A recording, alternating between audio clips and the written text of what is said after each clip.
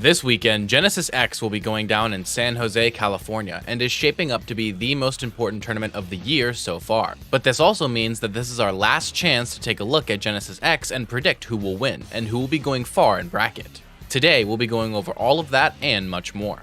Just a reminder before we begin that if you want to support me monetarily, you can do so by using links to my Patreon or channel memberships in the description below. With that out of the way, let's go ahead and get started. Today, I'll be sorting this video into 3 separate segments. With the first segment, I'll be taking a look at the top 8 seeds, predicting if they'll over or underperform, and look at their paths to make top 8, to try and spy out any potential troubles. In the second segment, I'll go over the many killers lurking just beneath the top 8 seeds who can make good bracket runs. And lastly, I'll be going over the pre-locals, yes, pre-locals plural, of Genesis X, to see who is playing particularly hot this weekend. So, with the groundwork established, let's jump into our top 8 seeds. Before we begin, the seeding graphic that I'm using is courtesy of Whist on Twitter. Link to it in the description below. When I cover top 8 seeds, I usually go from the 7th seeds to the 1st seed. But forget that. After all, we're in the 4 Horsemen era right now, and their placements are predictably at the top. Since Akola isn't going to Genesis X, the 3 remaining Horsemen are seeded thusly. Sonix is the 1st seed, Mia is the 2nd seed, and Spargo is the 3rd seed.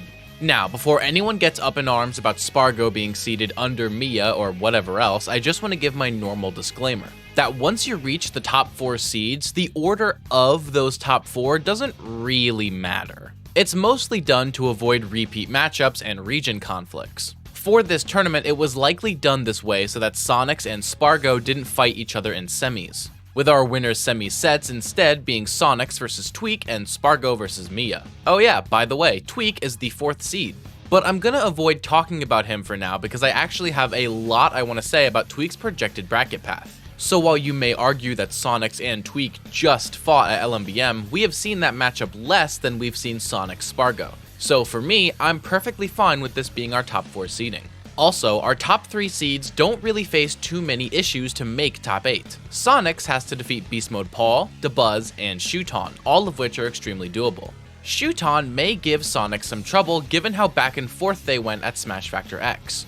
Mia has to defeat Roflo, Mudace, and Light, luckily getting 2 really good matchups to make top 8. Roflo is interesting given what happened at the Genesis X pre-local, but that's a topic we'll save for a little bit later. Spargo is the only one of the top 3 seeds who has a bit more of a contentious path to make top 8, needing to defeat Bloom Forever, Ashimo, and most worrisome, Ken, who Spargo lost to at Port Priority 8 the last time they fought. But that was still when Spargo used Aegis. Now with Corrin, we'll have to see if Spargo will sweep Ken in the run back. Now, of these top 3 seeds, I think Spargo is the only one who might be upset early on in bracket, as Sonix and Mia are kind of invincible in terms of being upset.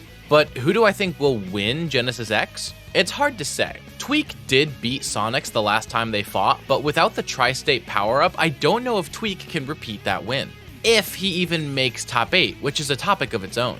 Spargo will probably defeat Mia in winner's semis, but I honestly have no idea whether or not Spargo will beat Sonix. The Corrin is still fairly untested at a major scale, and Sonix did win their last encounter at LMBM. But the 2 of them have been grinding at coin boxes in that matchup, with the sets mostly going in Sonix's favor. So if I had to make a bet, I'd put it on Sonix. But again, both Mia and Spargo can very easily win the whole thing themselves. Now let's go over Tweak. I'm not the first person to bring this up, but there is a massive chance that Tweak doesn't even make top 8. Why do I say that? Well, Tweak was given what may be the most foul bracket path that he's ever received. To even make top 64, Tweak has to beat Goblin. And even though they haven't fought in 2 years, during which time Tweak has leveled up tremendously, Tweak has technically never beaten Goblin before, which cannot be ignored. But if Tweak does defeat Goblin, which is fairly likely to be honest, his first set in top 64 is against Onin. And we all know what happened at Watch the Throne, right? Tweak definitely has a Steve problem. And if Tweak beats Onin, he has to fight Yara, a matchup that many Diddy Kong players loathe. And after that, Tweak has to beat Gluttony, who not only beat him in their last battle, but was ranked above him in the 2023 year rankings. All of this to just make top 8, much less win the tournament. Poor Tweak. The next two seeds, who are predicted to place 5th, are Gluttony and Ken. We've already mentioned how Gluttony is expected to lose to Tweak after defeating Cola and Zamba. And while I think Gluttony defeating Zamba is a pretty safe bet, I wonder if Cola could pull out some insane clutch gene for their set. Assuming he doesn't though, and assuming that Tweak does indeed defeat Gluto, he'd have to beat Riddles to make top 8 through losers. And yeah, that's definitely a harder matchup for Gluttony, so best bet is for him to make top 8 through winners instead. In top 8, Gluto is projected to defeat Shuton and lose to Spargo. The Shuton set would be very interesting, as Olimar is supposed to do relatively well against Wario, as far as I'm aware. However, if Gluttony makes top 8 through winners, there's actually a chance for something tragic to happen. Gluttony could get double eliminated by Sonic. If Gluttony replaces Tweak, I don't think he'd defeat Sonix, meaning he drops into losers quarters and has to fight Ken. And although Gluto did win their last set, there's still no denying that it's a terrible matchup and Gluttony could always lose it. If he doesn't though, he'd have to fight Spargo in losers semis. So whether Gluttony enters top 8 from winners or losers side, I think it's fairly likely that his run will be ended by Spargo. Ken is seeded to beat Apollo Kage and T, but that set with T could go south for Ken given the fact that Pac-Man does pretty good into Sonic. However, assuming that Ken wins it, he has to fight 1, maybe 2 runbacks in a row. The first is versus Spargo, and if Ken loses that like seeded, then he has to fight MkLeo. Now, Leo might not make it this far given his challenging bracket, which we'll go over later, but if he does make it here, the MK Robo is 100% coming out, and I think it could actually beat Ken. However, if Ken does beat Leo and makes top 8, he's seeded to beat Light and lose to Tweak. Now, I already discussed how that could be Gluttony instead of Tweak, so I won't go over that again. But the set with Light is interesting, as even though Light lost their last set at Watch the Throne, it was clear that Light was not at the top of his game during that set. So I think Light could probably make the upset here if he's playing in peak form. So that leaves us with our last 2 top 8 seeds, predicted to place 7th, Shuton and Light. I've already talked quite a bit about Light, who's seeded to beat Gact and Riddles before losing to Mia. Now, call me crazy, but I actually think Light has a big chance to lose to Riddles given their set at the Big House 10. In fact, of all of the top 8 seeds, I think Light has the biggest chance to not actually make top 8. Assuming that winner's bracket goes as seeded, however, Light then has to defeat Zamba to make top 8, which is certainly possible. Once in top 8 though, I think Light could at best get 4th, if he beats Tweak, which I really don't think will happen, but certainly could. And last up is Shuton, who is seeded to defeat Kurama and MkLeo before losing to Sonix. I think that this projected path is very likely, as Shuton is almost definitely not losing to Kurama or Leo, who Shuton is undefeated against if you didn't know. And yeah, I think it's really ironically funny how MkLeo is known for having both a great record against Dabuz and also having a really bad record against Shuton, when both players play Olimar, or at least primarily played Olimar pre-COVID. Anyways, I've already mentioned how Shuton could potentially defeat Sonix, but if he doesn't, he'd have to fight T to make top 8, which I think would easily happen. Once here, I think Shuton could defeat Gluttony given the matchup, but I also think that Shuton probably wouldn't defeat Spargo, which would end Shuton's run at 5th place at best. And that wraps up our top 8 seeds. Now it's time for us to go and take a look at some of the killers who could potentially make runs to top 8. Now, just as a disclaimer, if I went over every notable player, I'd be here for 3 hours. I'm just gonna go over the ones who I have something interesting to say about or who I particularly want to shout out. This is not a comprehensive list, just my personal highlight reel. Feel free to give your own shoutouts to players you think can make great runs in the comments down below. First things first, I have to begin with MkLeo, Mr. Genesis himself. He's seeded 9th and will either not make top 8 at all or come very close to winning the tournament. In my mind, there's no in between. Leo is seeded to beat Nea before losing to Shuton, which I think will happen. And so, Leo has to defeat Umeki, which he could probably do, Dabuz, which he can definitely do, and Ken, which is very up in the air.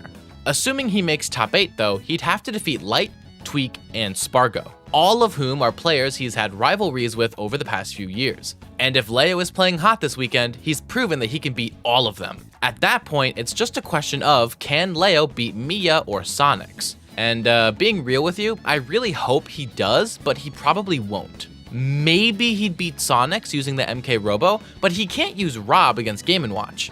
So Mia appears to be MkLeo's biggest obstacle on the way to yet another Genesis victory. Now it's time for me to talk about Japan. Let me lay this on the line right now. Do not be surprised if Genesis X turns into Port Priority 8, where every single notable NA player gets upset by a talented Japanese player and the top 8 becomes 7 Japanese competitors versus Sonix. In my mind, the Japanese player who's not a top 8 seed most likely to make top 8 is Yara, the 13th seed, who either has to upset Tweak and Gluto to make top 8 through winners, or upset Zomba and Light to make top 8 through losers. I actually think Yara is bound to make some sort of upset, as I think Yara will beat Tweak in winners, and even if he doesn't, will probably defeat Zomba in losers just like he did at Kowloon 9.